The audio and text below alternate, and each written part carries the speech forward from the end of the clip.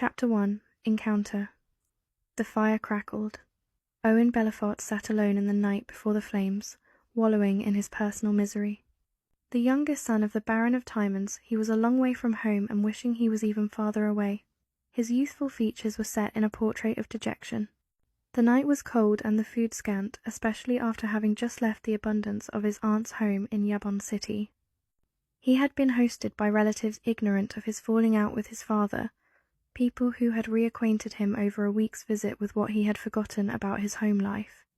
The companionship of brothers and sisters, the warmth of a night spent before the fire, conversation with his mother, and even the arguments with his father. "Father," Owen muttered. It had been less than 2 years since the young man had defied his father and made his way to Stardock, the island of magicians located in the southern reaches of the kingdom. His father had forbidden him his choice to study magic, demanding Owen should at least become a cleric of one of the more socially acceptable orders of priests. After all, they did magic as well, his father had insisted. Owen sighed and gathered his cloak around him. He had been so certain he would someday return home to visit his family, revealing himself as a great magician, perhaps a confidant of the legendary Pug, who had created the academy at Stardock. Instead, he found himself ill-suited for the study required. He also had no love for the burgeoning politics of the place, with factions of students rallying around this teacher or that, attempting to turn the study of magic into another religion. He now knew he was, at best, a mediocre magician and would never amount to more, and no matter how much he wished to study magic, he lacked sufficient talent. After slightly more than 1 year of study, Owen had left Stardock, conceding to himself that he had made a mistake. Admitting such to his father would prove a far more daunting task, which was why he had decided to visit family in the distant province of Yabon before mustering the courage to return to the east and confront his sire. A rustle in the bushes caused Owen to clutch a heavy wooden staff and jump to his feet. He had little skill with weapons, having neglected that portion of his education as a child, but had developed enough skill with this quarterstaff to defend himself. "Who's there?" he demanded. From out of the gloom came a voice, saying, "Hello, the camp, we're coming in." Owen relaxed slightly, as bandits would be unlikely to warn him they were coming. Also, he was obviously not worth attacking, as he looked little more than a ragged beggar these days. Still, it never hurt to be wary. 2 figures appeared out of the gloom, one roughly Owen's height, the other a head taller. Both were covered in heavy cloaks, the smaller of the two limping obviously. The limping man looked over his shoulder, as if being followed, then asked, "Who are you?" Owen said, "Me? Who are you?" The smaller man pulled back his hood and said, "Locklear, I'm a squire to Prince Arutha." Owen nodded. "Sir, I'm Owen, son of Baron Belafort." "From Timons, yes, I know who your father is," said Locklear, squatting before the fire, opening his hands to warm them. He glanced up at Owen. "You're a long way from home, aren't you?" "I was visiting my aunt in Yabon," said the blonde youth. "I'm now on my way home." "Long journey," said the muffled figure. "I'll work my way down to KRONDOR, then see if I can travel with a caravan or someone else to Salador. From there I'll catch a boat to Timons." "Well, we could do worse than stick together until we reach Lamut," said Locklear, sitting down heavily on the ground. His cloak fell open, and Owen saw blood on the young man's clothing. "You're hurt," he said. "Just a bit," admitted Locklear. "What happened?" "We were jumped a few miles north of here," said Locklear. Owen started rummaging through his travel bag. "I have something in here for wounds," he said. "Strip off your tunic." Locklear removed his cloak and tunic, while Owen took bandages and powder from his bag. "My aunt insisted I take this just in case." I thought it an old lady's foolishness, but apparently it wasn't. Locklear endured the boy's ministrations as he washed the wound, obviously a sword cut to the ribs, and winced when the powder was sprinkled upon it. Then, as he bandaged the squire's ribs, Owen said, "Your friend doesn't talk much, does he?" "I am not his friend," answered Gorath. He held out his manacles for inspection. "I am his prisoner." Trying to peer into the darkness of Gorath's hood, Owen said, "What did he do?" "Nothing, except be born on the wrong side of the mountains," offered Locklear. Gorath pulled back his hood, and graced Owen with the faintest of smiles.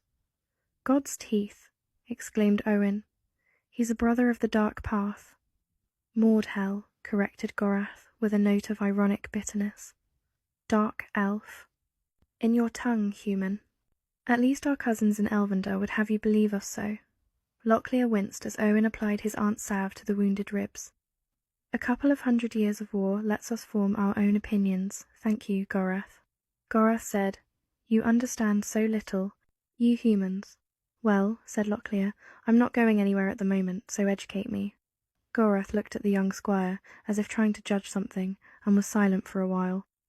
Those you call elves and my people are one, by blood, but we live different lives. We were the first mortal race after the great dragons and the ancient ones. Owen looked at Gorath in curiosity, while Locklear just gritted his teeth and said, Hurry it up, would you, lad? Who are the ancient ones? Asked Owen in a whisper. The Dragon Lords, said Locklear. Lords of power, the Valaroo, supplied Gorath. When they departed this world, they placed our fate in our own hands, naming us a free people. Locklear said, I've heard the story. It is more than a story, human, for to my people it gave over this world to our keeping. Then came you humans, and the dwarves, and others.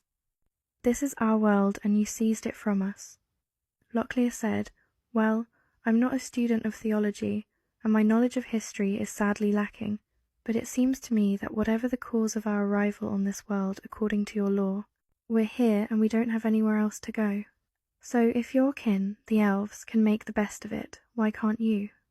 Gorath studied the young man, but said nothing. Then he stood, moving with deadly purpose toward Locklear.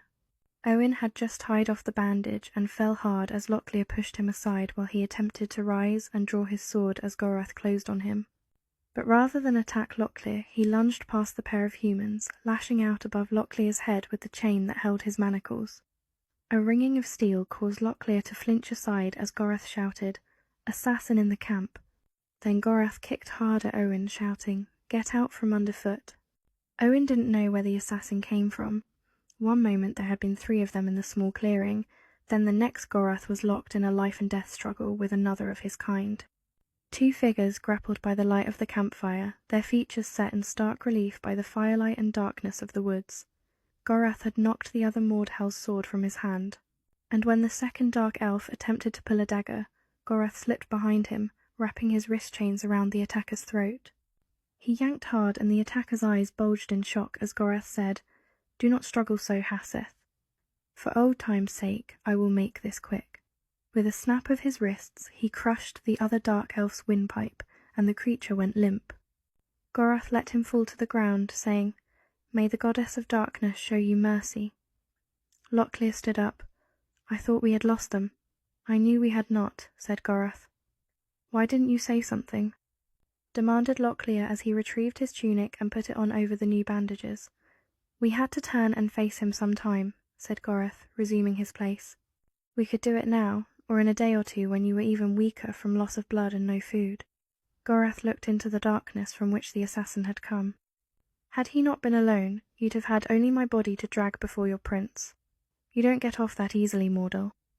You don't have my permission to die yet, after the trouble I've gone through to keep you alive so far, said Locklear.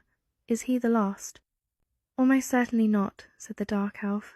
But he is the last of this company. Others will come. He glanced in the opposite direction. And others may already be ahead of us. Locklear reached into a small pouch at his side and produced a key. Then I think you'd better get those chains off, he said. He unlocked the wrist irons, and Gorath watched them fall to the ground with an impassive expression. Take the assassin's sword. Maybe we should bury him, suggested Owen. Gorath shook his head. That is not our way. His body is but a shell.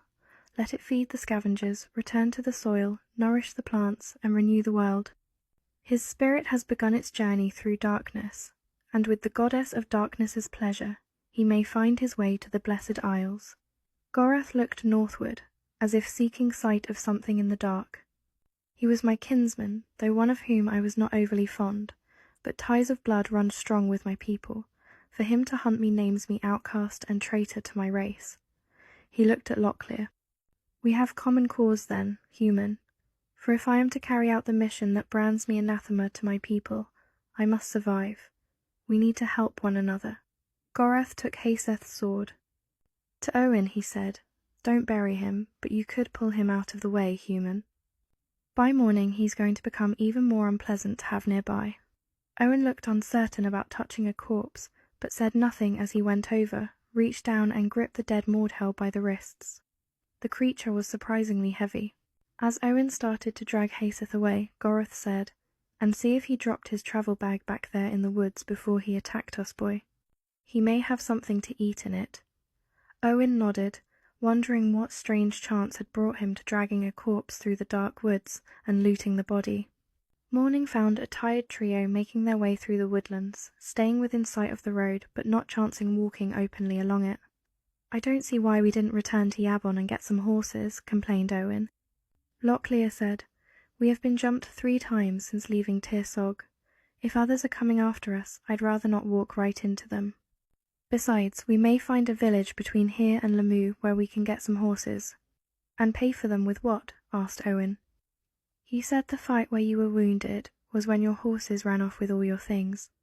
I assume that means your funds too." "I certainly don't have enough to buy 3 mounts." Locklear smiled. "I'm not without resources. We could just take them," offered Goroth. "There is that," agreed Locklear.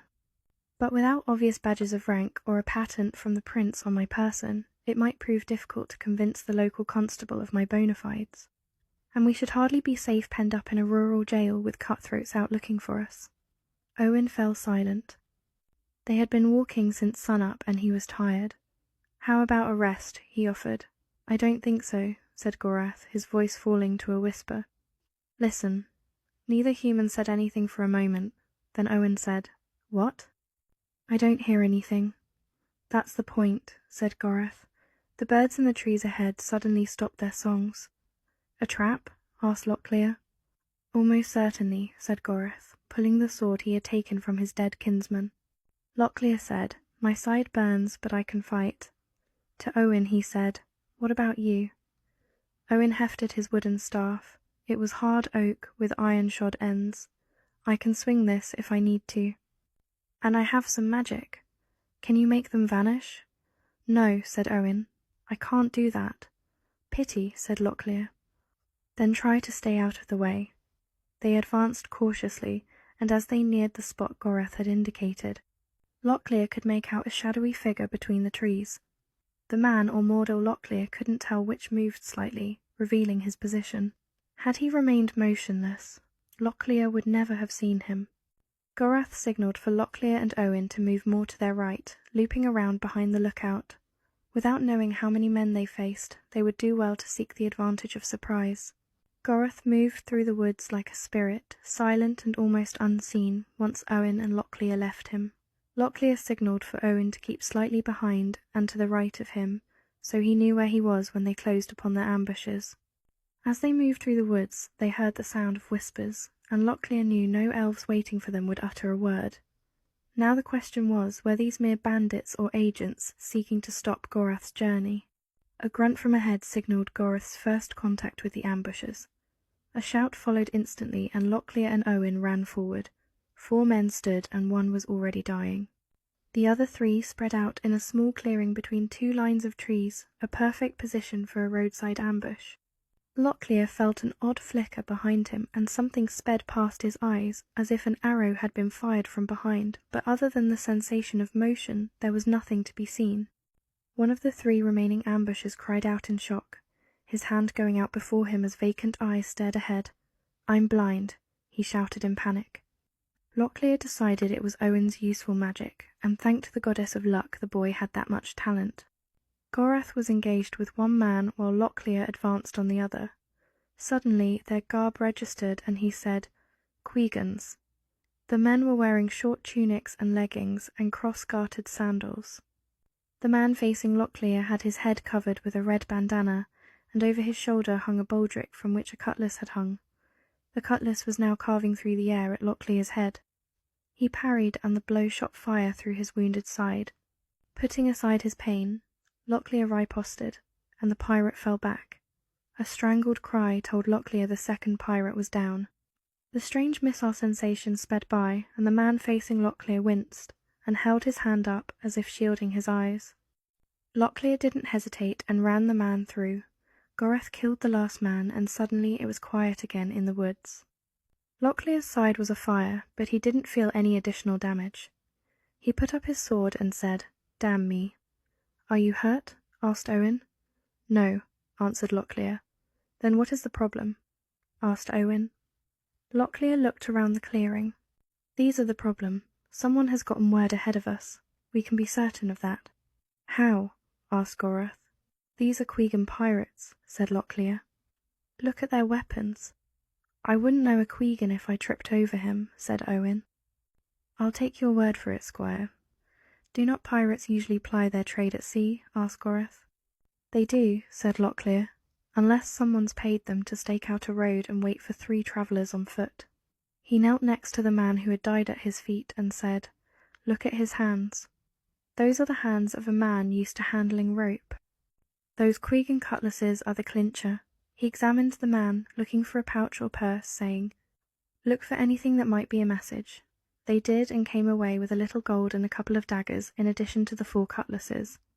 But no messages or notes, nothing indicating who had hired the pirates. "We're not close enough to Illith for a band of pirates to have made it this far north undetected in the time since we left Yabon. Someone must have sent word south when I left the Northlands," said Goreth. "But how?" asked Owen. "You've told me you only spent a couple of days in Tearsog, and you were riding until yesterday." "That's an odd question for a student of magic," observed Goreth. Owen blushed a little. "Oh, you've spell-weavers who can do such?" asked Locklear. "Not such as the Eladhel, those you call elves call spell-weavers, but we have our practitioners of magic. And there are others of your race who will sell their arts." Owen said, "I've never witnessed it, but I have heard of a talent called mind speech, which allows a spellcaster to speak with another. And there's something known as dream speech as well. Either someone really wants you dead, don't they?" observed Locklear, interrupting the boy. "Delican," said Goreth, "and he was gathering to his side any of my people who showed such talents. I know his goals, but not his plan. And if magic arts are part of it, I fear the results." Locklear said, "I understand that. I've had my share of encounters with people using magic who shouldn't." He glanced at Owen and said, "That blinding trick was quite good, lad." Looking embarrassed, Owen said, "I thought it might help. I know a few spells like that, but nothing that would overpower an enemy. Still, I'll try to help where I can." Glancing at Owen, Locklear said, "I know. Let's get to Lamut." Lamut stood astride the road south, requiring anyone travelling from Yabon to Elith to pass through its gates or endure a long trek to the east through dangerous foothills. The foul-bow of the city sprawled in all directions, while the old walls of the city stood behind, nearly useless now, given the ease with which any attacker could mount the buildings next to them and gain the parapet from their roofs. It was nearly sundown, and all 3 travellers were tired, footsore, and hungry. "We can present ourselves to Earl Kasumi tomorrow." "Why not now?" asked Owen. "I could use a meal and a bed." "Because the garrison is up there," said Locklear, pointing at a distant fortress high above the city on a hillside, "and that would be another 2 hours' walk, whereas a cheap inn is but 1 minute that way." He pointed at the gate. "Will your countrymen object to my presence?" asked Goreth. "They would if they suspected your nature. If they think you an elf from Elvendar, they may only stir a little. Come on. We've looted enough gold for a night of relative comfort, and in the morning we'll visit the Earl and see if he can get us safely to KRONDOR." They entered the city under the watchful gaze of otherwise bored-looking soldiers. One of them stood out from his companions, being shorter and much more businesslike in his manner.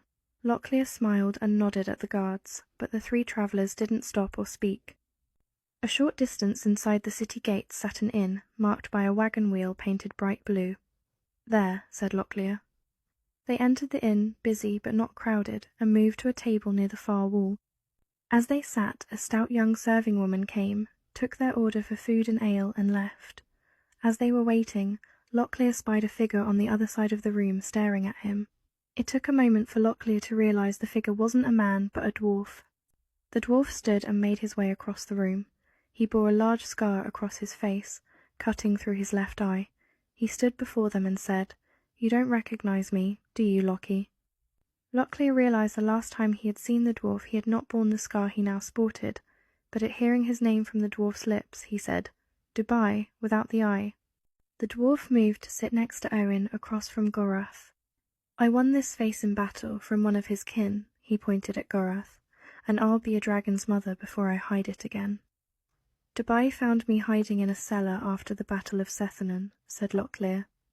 "Locked in there with a pretty wench, if memory serves." The dwarf laughed. Locklear shrugged. "Well, that was by chance." Dubai said, "Now tell me, what is the seigneur of the prince's court doing sitting in Lamu with a Mordell war chief?" He kept his voice low, but Owen glanced around to see if anyone had overheard him. "You know me?" asked Gorath. "I know your race, for you are the enemy of my blood, and I know your armour for what it is. A human might not notice, but we of the Grey Towers have fought your kind long enough. I wouldn't mistake you for one from Elvendar. It's only your present company that keeps me from killing you here and now." Locklear held up his hand. "I would count it a kindness and a personal favour, as would Prince Arutha, should you imagine this person on my left to be an elf. I think I can manage. But you'll have to come to the Grey Towers and tell me the story behind this mummery." "If I can, I will," said Locklear. "Now, what brings you alone to Lamu?" "We've got problems at our mines and had a collapse. Some of us are stuck on this side of the Grey Towers, and I came into the city to buy some stores. I'll hire a wagon and head back in the morning. For the time being, I'm content to sit and drink and jabber with some of these Sorani here in Lamut. I fought them during the war, and they've turned out to be a stalwart enough bunch once you get to know them." He pointed to the bar. "That tall fellow." Lockie laughed to hear anyone call a Sorani tall. "He's Sumani, the owner. Has a fair number of tales to spin about his days serving on the Sorani world, and I'm switched if it doesn't sound like he's telling the truth most of the time." Locklear laughed. "Most Sorani I know don't indulge in tall tales, Dubai. Seems to be so, but you never know. I've fought the big bugs, the Choja, but some of those other things he talks about, well, I'm hard-pressed to believe them. The serving woman arrived with the food and ale, and they fell too." "Now," said Dubai, "can you tell me what brings you here?" "No," replied Locklear, "but we can ask you if you've seen any Quegans hanging around."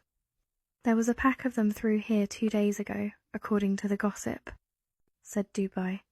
"I just arrived and was brokering the material we need. Aren't Quegans a bit far from home?" "You could say that," observed Locklear. "We ran into some and wondered if they had friends.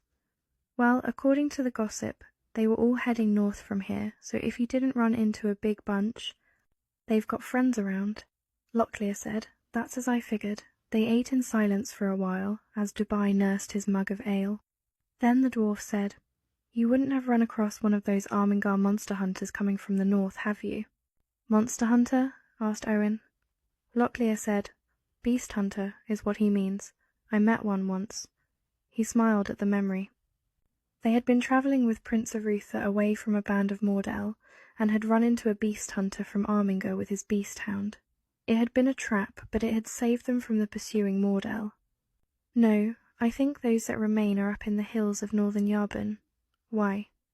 "Oh, we've got a Braknur loose in the mine, and need someone to hunt it down for us. We can either rebuild the mine or hunt the thing, but there aren't enough of us on this side of the mountain to do both." "What's a Braknur?" asked Owen. "I've never heard of such a creature." "It's more a nuisance than a menace," said Dubai. "It's a pretty stupid creature, but most of their kind stay in the lower mines and tunnels under the mountain. It's roughly man-shaped, but looks like a walking pile of rocks." "That's part of its danger, boy," Dubai said to Owen. "You can't see one until you've stepped on its toes as often as not. They're slow and lumbering, but they're strong and can crush a man's skull with a single blow. This one came up because of the rock slide, I think, but whatever the cause, it's tried to hurt a couple of our lads. We've chased it off, but can't take the time to hunt it down. If you're up for a bit of fun, I can take you along, and if you rid the mines of it, I'll be happy to see you rewarded." "Reward?" said Lockie. "That's always a good word, but time doesn't permit. If circumstances bring us to the mines any time soon, we'll be glad to help, but for the moment we're heading south." Dubai stood. I understand. Once we get the tunnels finished, we'll go looking for the beastie. Now, I'm for bed, and an early start. It was good seeing you again, Squire, even in such company as this, he said, indicating Gorath. Good fortune follow you, and you, Dubai. Locklear finished eating and rose to approach the innkeeper. The innkeeper wore a kingdom-style tunic and trousers, the latter tucked into high-top calfskin boots. But he wore a fur-lined, woven-wool heavy cloak, though it was thrown back, as if even in this warm inn it was too cold for his liking. "Sir?" asked the innkeeper, his heavy accent making the words sound odd to Locklear. "Honours to your house," said Locklear in Sorani. The man smiled and said something in return. Locklear smiled and shrugged. "Sorry, that was all the Sorani I know." The man's smile broadened. "More than most," he said. "You're not from Lamut," he observed. "True, I learned a little of your native tongue at Sethanon." "Ah," said the innkeeper, nodding in understanding. Few who were at Sethanon spoke of what had occurred there, mostly because few understood it. At the height of the battle, a great upheaval had driven both armies, invaders and defenders, fleeing from the city. A green light from the heavens and the appearance of something in the sky, followed by the destruction of the centre of the city, had rendered most men stunned, and a few deaf, after the battle. No one was certain what had happened, though most conceded a great magic had been unleashed. Most speculated the magician Pug, a friend of the prince, had a hand in it, but no one seemed to know for certain. Locklear had missed most of the end of the battle, being hidden in a cellar in the city, but he had heard enough accounts from other eyewitnesses to have formed a pretty clear picture in his own mind. And there was a special bond among those who had survived the Battle of Sethanon, irrespective of their place of birth, for it had been Sorani, Kingdom, and even Keshian soldiers, who had driven the Mordhel and their goblin allies back into the Northlands. "What I said," explained the innkeeper, "was honour to your houses, and be welcome to the Blue Wheel Inn." "Blue Wheel? That's one of your Sorani political parties, isn't it?" The innkeeper's broad face split into a smile, revealing even white teeth. His dark eyes seemed to glint in the lantern light. "You do know of us." He extended his hand, kingdom fashion, and said, "I am Sumani. If there is anything that my servants or I may do, you need only ask." Locklear shook the innkeeper's hand and said, "A room for the night after we finish our meal would serve. We have business in the castle tomorrow at dawn." The stocky ex-fighter nodded. "You're in luck." "My friend. Last night I would have had to express my regrets and endure the shame of being unable to fulfill your request. We were full, but this morning a large party departed and we have rooms." He reached under the bar and produced a heavy iron key. "On my home world this would have been worth a man's life. Here it is but a tool." Locklear nodded.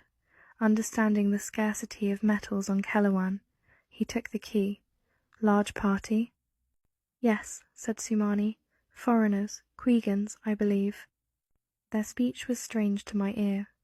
Locklear looked around the obviously prosperous inn. How did a Sorani soldier end up running an inn in Lamut? After the war, Earl Kasumi gave those of us who had been trapped on this side of the rift the opportunity to live as kingdom citizens. When the rift was reopened, he gave those of us here in Lamut the choice of leaving service and returning to the Shinzawai estates on Kellowan. Most stayed, though some left service and returned to serve again with Kasumi's father, Lord Komatsu. A few of us, however, retired here in Lamu. I had no living family back home. He glanced around. And to tell the truth, I live better here than I would have back home. There, I might have become a farmer or a labourer on the Shinzawai estates. He pointed through the open door to the kitchen, to where a tall, stout woman was hard at work preparing food. Here I have a kingdom wife, we have 2 children, life is good. And I am part of the city's militia, so I still train with my sword. The gods of both worlds smile on me and I prosper. I find business to be as challenging as warfare." Locklear smiled. "I have no head for business, though I have been told it often is like warfare." "What gossip?" The old former fighter said, "Much. Many travellers in Lamut over the last month. Much speculation. A large party of great ones came through here last week, and it is rumoured some brigands from my home world, grey warriors, have also been seen near the city." "Grey warriors?" asked Locklear. "Houseless men? What would they be doing here in Lamut?" Samani shrugged. "It may be those without honour have heard that here a man may rise by his own wits and talents, and not be bound by his rank at birth. Or it may be they are seeking riches in this land. With a grey warrior, who can say?" A frown crossed Samani's face. "What?" asked Locklear. "Just this one thing. The rift is controlled by those who serve the great ones on Kelawon, and kingdom soldiers guard the gate on this side. To pass through, these grey warriors would have to have documents or allies among those guarding the rift gate." "Bribes?" asked Locklear. "Here, perhaps. I've found in the kingdom the concept of honour is different than at home. But betrayal from the servants of the great ones?" He shook his head. "That is impossible." "Thanks," said Locklear, smelling a puzzle. "I'll keep my eyes and ears open." The Sarani laughed. "That is a funny thing to say," he observed. "Let me know if I may be of any further service." Locklear nodded. He took a lantern from the innkeeper and returned to the table. Goreth and Owen rose, and Locklear led his companions up the stairs to a simple room with 4 beds. He motioned for Owen to help him move one of the beds across the door, barring it against a sudden attack, then he moved another directly below the window. "Owen," he said, pointing to the bed under the window, "you sleep there." "Why?" asked the young man from Timon. "It's draughty under there."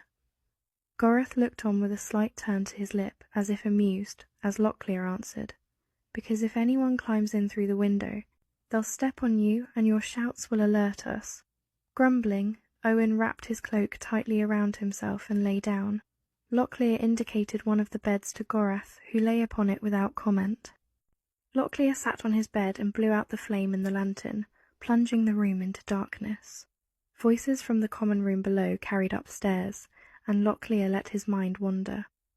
The presence of foreigners and the attack by the Quegans worried him, and the rumour of Tsirani grey warriors in the area caused him additional concern, but fatigue and his injury caused him to quickly fall asleep.